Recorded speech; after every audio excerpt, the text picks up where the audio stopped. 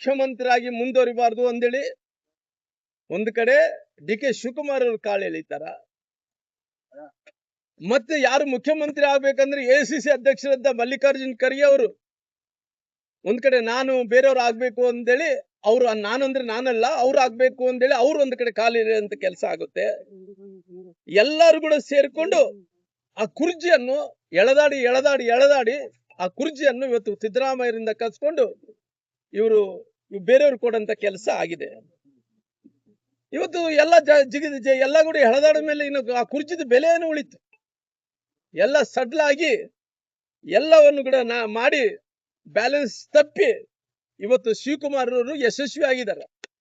ಸಿದ್ದರಾಮಯ್ಯನ ತ್ರಾಸು ಕೊಟ್ಟು ತೊಂದರೆ ಮಾಡಿ ಅವ್ರಿಗೆಲ್ಲ ಕೂಡ ಕಷ್ಟ ಕೊಡ್ಲಾರ್ದಂತ ಕಷ್ಟಗಳೆಲ್ಲ ಕೊಟ್ಟು ಅವ್ರು ಎಳೆದಾಡಿದ ನಂತರ ಬ್ಯಾಲೆನ್ಸ್ ತಪ್ಪಿ ಇವತ್ತು ಶಿವಕುಮಾರ್ ಅವ್ರ ಪಾಲಿಗೆ ಆಗಂತ ಕೆಲಸ ಆಗಿದೆ. ಹಂಗಾಗಿ ಇವತ್ತು ನೋಡಿದಂತ ಟೈಮಲ್ಲಿ ಇವತ್ತು ಸಿದ್ದರಾಮಯ್ಯ ಅವ್ರಿಗೆ ಅವ್ರ ಮನಸ್ಸಿನಲ್ಲಿ ಬಹಳಷ್ಟು ನೋವು ಆಗ್ತಾ ಇದೆ ಅಂತ ಮುಖದಲ್ಲಿ ಕಾಣ್ತಾ ಇದ್ದಾರೆ. ಈ ರಾಜ್ಯದಲ್ಲಿ ಬಹಳಷ್ಟು ದೊಡ್ಡ ಹಿಂಬಾಲಕರನ್ನು ಹೊಂದಿರುವಂತಹ ಸಿದ್ದರಾಮಯ್ಯರು ಕೂಡ ಬಹಳಷ್ಟು ನೋವಾಗಿದೆ.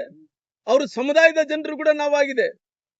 ಅವ್ರೇನು ಅಹಿಂದ ವರ್ಗದಿಂದ ಕುರುಬ ಸಮುದಾಯದಿಂದ ಏನು ಅವರು ಹೊರೊಮ್ಮೆ ದೊಡ್ಡ ನಾಯಕರಾಗಿ ಇವತ್ತು ಮುಖ್ಯಮಂತ್ರಿಗಳಾಗಿ ಕೆಲಸ ಮಾಡಿದ್ರು, ಅವ್ರ ಹಿಂಬಾಲಕರು ನೋವಾಗಿದೆ, ಅವ್ರ ಸಮುದಾಯದ ಜನರು ಕೂಡ ನೋವಾಗಿದೆ.